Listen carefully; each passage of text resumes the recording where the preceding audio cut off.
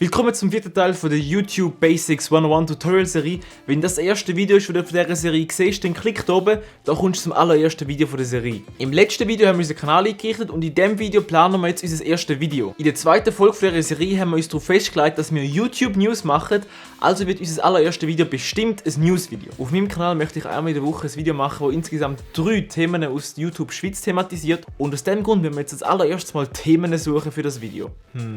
Was für Themen könnten relevant sein in dieser Szene?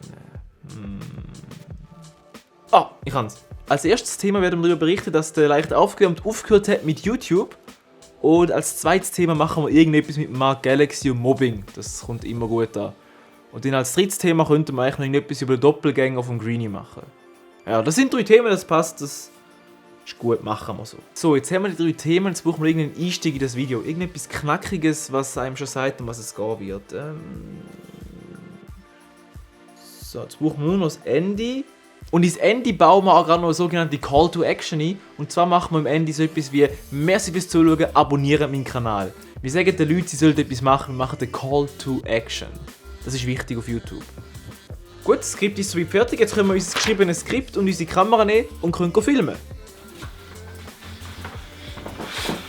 Ich begrüße euch recht herzlich für seine YouTube News. Greenie Exposed. Das ist es mit der ersten Folge von der Pizza. Wenn wir mit Filmen fertig sind, legen wir unserem Projektordner einen neuen Ordner an für die erste Folge und dann dort alle Clips, die wir jetzt aufgenommen haben, reinlegen. Jetzt haben wir alles bereit gemacht, um das Video zu schneiden. Das Video schneiden werden wir aber erst in der nächsten Folge von dieser Tutorial-Serie. Ich hoffe, das Video hat dir geholfen. Wenn ja, lass doch einen Daumen nach oben da und teile die Playlist mit all deinen Kollegen. Wir sehen uns im nächsten Video, wenn wir das Video, das wir jetzt gerade aufgenommen haben, schneiden. Bis gleich! Ciao!